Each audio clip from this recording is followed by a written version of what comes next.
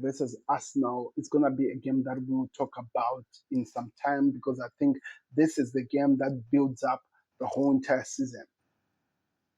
Now, look, these two teams are not really exactly where you want them from. Maybe you can say more Arsenal are better than where Liverpool are at the point because Liverpool are trying to get the new players into the team, into the squad to perform the way they think they should be performing and what they want to achieve in the system. And of course, there's a lot of things you'll be seeing that you'll be questioning that there are some hints of good performance and good highlights, but it's not enough to get us to the level edge of what we are expecting to see in the very end. But that's why we love football, and that's why we're gonna be excited. It's gonna be this big match preview, people. We are back. Don't forget to like the video, subscribe to the channel. Let's talk about Liverpool versus Arsenal. If you're coming from London for this game and you're excited, going to Anfield, probably gonna be your first win since 2010. You come with that optimism that you are going to run the show. You can't believe in that you're gonna do so much. But there is a problem with you as you're coming. You're on your best try wing up because he picked up a hamstring, which he'll be out for the next 3 weeks or maybe four. I'm not sure, but 3 weeks according to what we've been told. Your captain might not be there, but also could be there because his injury was linear. Maybe he's now fit. According to what we're told, he would need about 12 days, but he could be back earlier, and that gives you the belief that you are set up.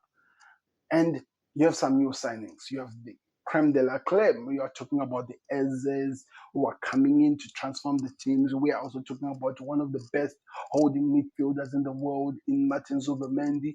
We're talking about the defensive. There is a lot of reinforcement which has been done to the team. There is Victor Gyökeres, one of the best attacker in the world. We are going to be talking about those masks that people will treat him differently. And you're going to a Enfield team that is a bit leaky at the back. You see, you will have the reason to believe that something is going to give in this fixture. You will really have the gifts because, of course, you might not be having Saka, but you have Noni Madueke, somebody who's really good when he's playing that right wing, and you've been trying to learn some new skills of attacking, hitting teams on the counter attack, something that Liverpool suffered in the hands of Bournemouth in the first game of the league, as well as against Newcastle. You set pieces were a problem, which is one of your master class best of the things you best you offer in the game. You will be believing more than you should be believing in this game, and you will know that this could be an exciting game. This is how Arsenal are coming with their mindset in the game, of believing that they have everything they need. Looking at two teams comparing to last season, they look and they feel even at a better position than they were last season coming to Enfield. And they believe they can set a standard. They believe they will shock the world. They are really coming up for the best. And of course, you had Mikel Arteta. His team knows how to take opportunities of the favors that opens and everything that happens. But on the other hand, there is another team that is also sleeping on the other side, which we all know that it's full of surprises. The way they do their job, they just won the Premier League when nobody expected them to be the winners of the Premier League. And they've already changed the team. They are working on strengthening the team, but already have done enough and so much business to make this team look so amazing. They were trying to add some a bit of magic, somebody who can create something out of nothing, somebody who can be able to set something which is a creator, an anchor, and they made that anchor so expensive to a point that, oh my God, it's like they're buying everything. And that's exactly what happened. That's how Liverpool have transformed. So they are saying that they are at home. They believe that they can run the show. They believe that they can take over everything and show the world that they deserve to be the champions and they can fight to return it. They haven't lost so much in their team. There was an opportunity. There was a point in lifetime where they could have lost their captain and also lost one of the best players in Europe and one of their best players in recent years. That did not happen. They managed to keep that, but it does not mean that they did not lose some of the players. They lost players out of the pain of losing them through accidents. They also lost players who went into other teams who are already shining. Diaz, buying Nunes in Saudi. A lot of things are happening. A lot of players have moved on. and they're yet trying to build a team. Some of their best players have not come back. I'm talking of Trent as well as gone. Some of their best players have not come back. Alex McAllister still working on to find fitness.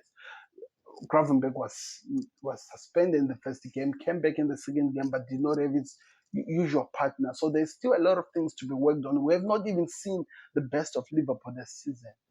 But life does not care what's happening with you. They judge you for what you provide.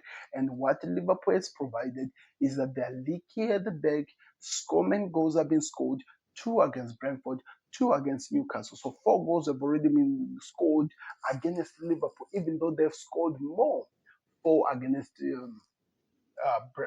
Brighton, Bournemouth, and the three against Newcastle. So there is not a problem in scoring. Their new attacker, new striker in Hugo Ekitike seems like he's making life difficult for defenders, but doesn't mean that that's the end of the story. It means the story is just beginning, and that's what makes this fixture exciting.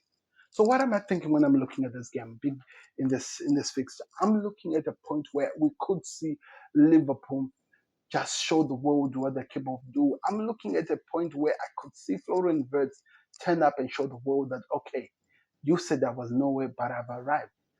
If the fact of the matter is that he's going to be playing, and the most person you'll be dealing with is the new DM that Arsenal have just signed this season to replace one of the best DMs that they had in Thomas Partey.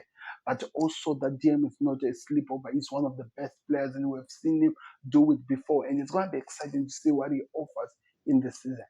Then, of course, if they're going to be missing Martin Odegaard, there's a lot of changes. But changes at this moment, according to the world's eyes, they more apply more to Liverpool than to Arsenal. But if you really look at it in some set of eyes, you actually think, even though there's still some changes in Liverpool, they've even managed to make those players have more game time together in the Premier League than Arsenal have. But we don't talk about that one because Arsenal are still the juggernaut that we know them to do.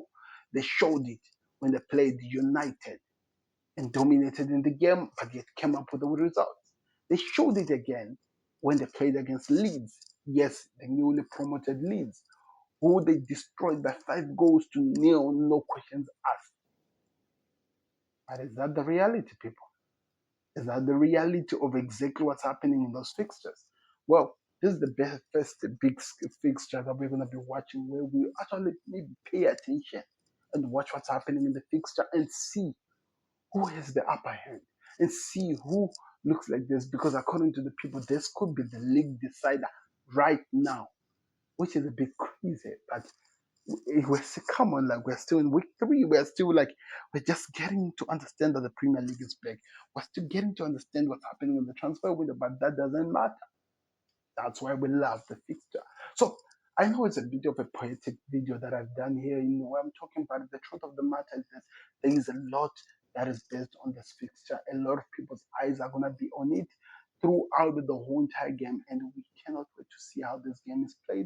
But I believe there is an opportunity. There is a part of me that believe that we are gonna have one of the best classic matches we have ever watched in some time, and the Arsenal gonna push Liverpool, and Liverpool gonna push Arsenal, and there will be a decision that will come at the end of the day who wins the game.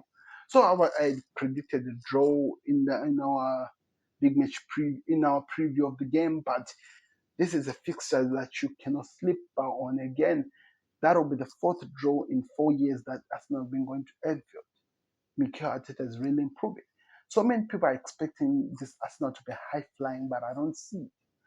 Mikel Arteta, if there's anything I know about that manager, is very, very protective of his players. He's not gonna lie, accepted them to be exposed. I don't think that will be happening, and that's what is gonna make this game even more exciting.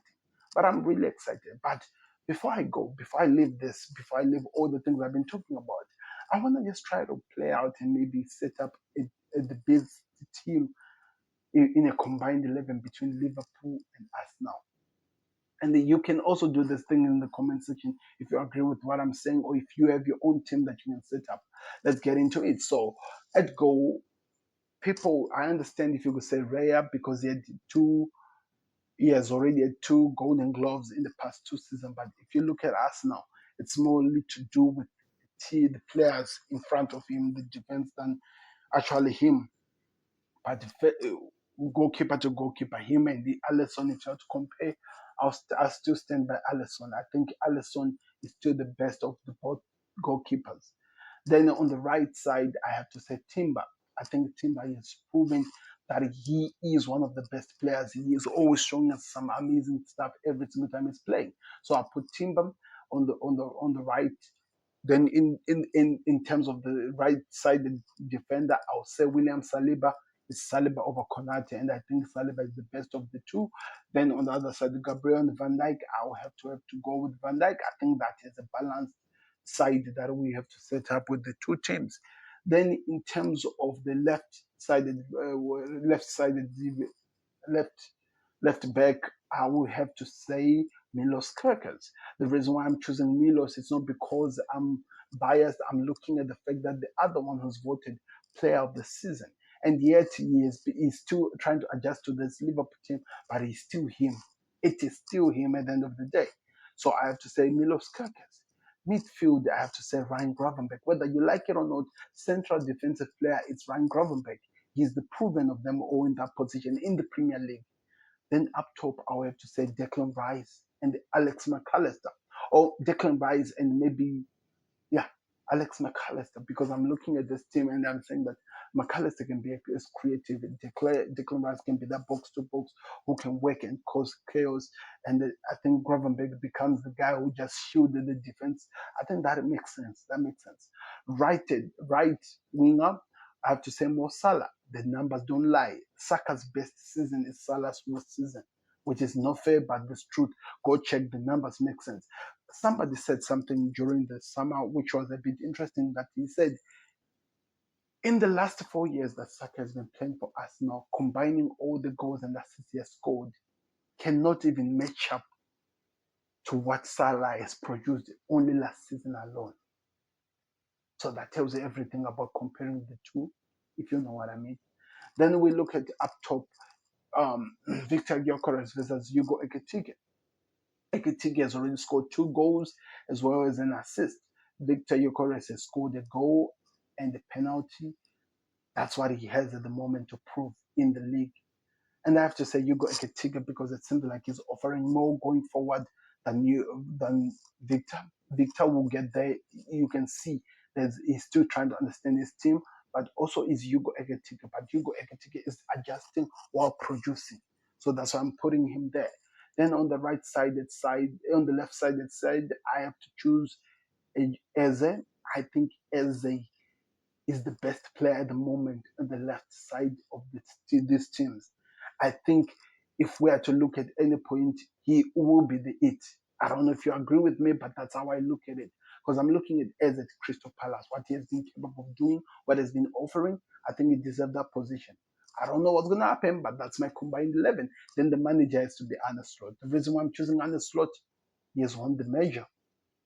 Mikel Arteta is still showing us some good things, but he has not won the major. We're waiting for that. So let me hear your thoughts in the comments section. Do you agree with my assessment and my combined 11? If you want my predictions over this game, like I said, go check it out. It's there in the preview of the games which we did on the Football Connect. So don't forget to like the video, subscribe to the Football Connect. And if you want to see more over this game and what I had to say, go check it out on the Football Connect LFC because I'm going to be giving my prediction and my build up to this game. It's going to be exciting. I'm out. Peace. Subscribe to the Connect.